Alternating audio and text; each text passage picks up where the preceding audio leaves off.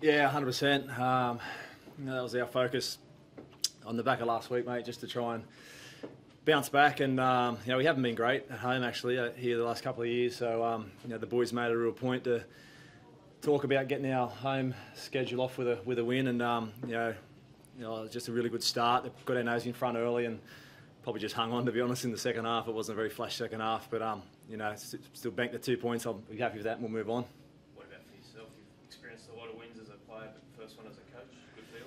Yeah, it'll be a memorable one for sure. As I said, I'm trying to put that aside, and as far as my first sort of win and whatnot, I was just happy for the boys. We had a few boys who had their first win in a Sharks jumper today. Sean Johnson, Joshy Morris, and then our younger boys in Britt Nakora and Blake Brayley. So it's that's invaluable for them to get that feeling of that winning at Shark Park and getting the crowd behind them, and something that they won't forget either. What about for Brayley coming on in his first game? Probably not the way he wanted to do. Delivered at the expense of his brother when he got knocked out, but pretty special day, wasn't it? Yeah, it is. I was hoping to get Blake a bit more game time today anyway. So as you said, it wasn't an ideal way to get it with him getting HIA, but. Look, he's a great talent. As I say, he's been in our system a long time. Very good player, and they got a good combination together. So I was really happy for Blake to get some more time. Fortunately for Jaden, he couldn't return with the HIA, and we lost another one to him, Britt Nakora. So had a little bit of go against us there. We had a battle through that. I was impressed. Can you speak a bit about your defence? I think they had 59 tackles inside your red zone, and you turned away except for one try. Yeah. Pretty gritty, wasn't it? Yeah, we're sort of turning away is a bit of our mindset at the moment. It was the same in Newcastle last week. I think they had 40 shots on our line to about 13. As you said, today it's over 50. But I'm impressed with that. It's a great quality to have. But we're putting so much pressure on ourselves at the moment with errors conceded in possession, and we're happy to defend our line all day. But I'd like to see us complete a few more sets, and we ended today with another 12 errors, the same as last week. So. As I said the same last week. They'll defend all day if they have to. We just got to make sure we can tidy that up with errors conceded in possession and build a bit more pressure down the other end, which I thought we did well in the first half. That was Sharks football. Like you had your moments where you were up against, especially going down to 12 men, and you still held firm. Is there sort of positive signs in that? Oh, 100%. Yeah, they're a resilient group. On and off the field, they're a tough team, and not much seems to faze them. So they actually enjoy defending their line. So as you said, we lost Pakuya in the bin, and then Britt Nakora, Jaden Brayley, and Sasai Feki. So a lot of adversity to deal with. Their players playing out of position, and other blokes who were busted and probably had to come off. So for that to happen in round two, and we still found a way to win, was good. I think we were rewarded by a solid first half performance. If we didn't get our nose in front by that, we may have been in a little bit of trouble in the second half. But all in all, a really solid performance at home, and we'll just need to tidy up some of those handling errors. Everything good? Different words to make his performance. Oh yeah, it's typical Sione. He's just X factor. His heart and mouth type stuff today. I think he had 4 or 5 handling errors. At the one at the end, I was just praying that Tyrone Peachey was in touch. I couldn't believe we'd throw one away there. But some of the stuff he did in the first half, they struggled to lay a hand on him at times with some of those runs. He's got a good combination outside Josh at the moment, and he's a great kid, Sione. A really good story.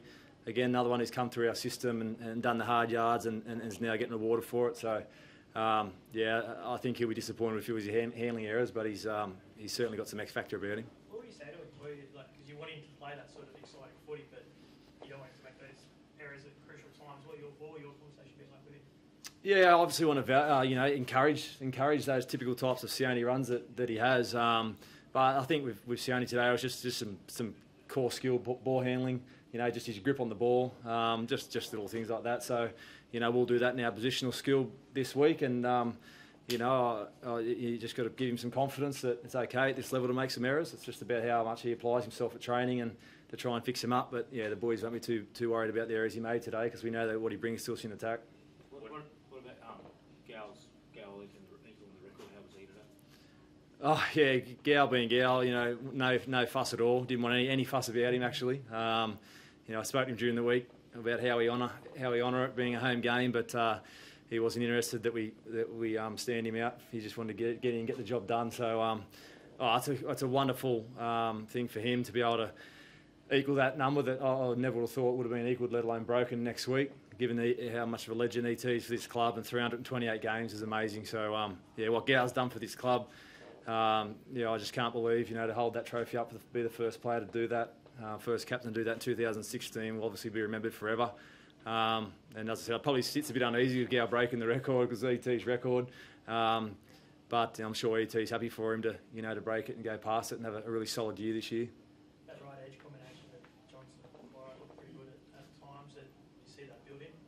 Yeah, look, they've had a good combination. That's why I played Britain. At the start of the year, I saw that combination evolving all year. Britain being a Kiwi, they've teamed up pretty good ever since Sean arrived. And I know what Britain can do. I've seen him come through our system, and those lines that he runs have been evident there the last few years. And I'm just waiting for the time that he hit a hole like he did today. I think that's going to be a pivotal moment in his career to give him some confidence. And he featured in a lot of half breaks today, Britt. And he's just a real solid player. But as you said, he's got a good combination with Shawnee, and they're working well together on the right.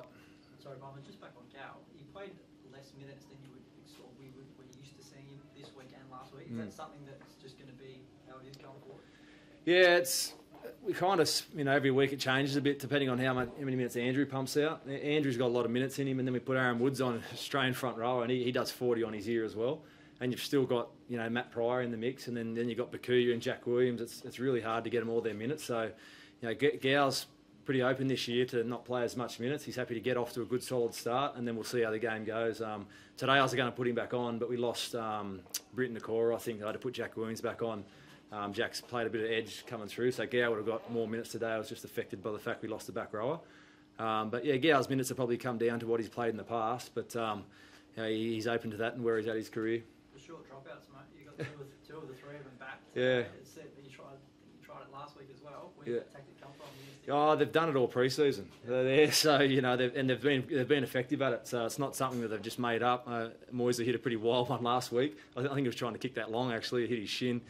But they do them all the time. Sean does them, Matty does them. So they're hard to defend, and if they get them back like that, I'm happy for him to keep doing it. Is that the freedom you're hoping to give this side as new coach coming in? You wanted to try those sort of things. Oh yeah, as long as it's a calculated risk. Like I don't like them trying nothing on game day for the first time, but they try all that stuff at training. All the stuff and the moves that we do, and that it's all rehearsed, and sometimes they come off in the game, sometimes they don't, but they're all being rehearsed a lot of the time, and we pull them out on game day and see how they go. But I'm happy to back them and be guided by their judgment during the game. And a couple of blokes that came off with head knocks the other day. I would have to check on them. I think Jaden obviously didn't return, so Britain was okay. But yeah, Jaden looks a little bit groggy, mate, so we'll follow the protocol there, and hopefully he returns to play next week in Townsville. And Sasai Feki, he was off for a while. Yeah, Sasai had a knee problem that was probably okay. That he was just limping around on it a fair bit, and we just wanted to make sure that that wasn't going to get made worse. So I haven't been able to get an update on how he is at the moment. We'll get him checked through the week, but just a slight concern with his knee, yeah. Does that win give you the foundation defensively and glimpses of attack to build your season from here?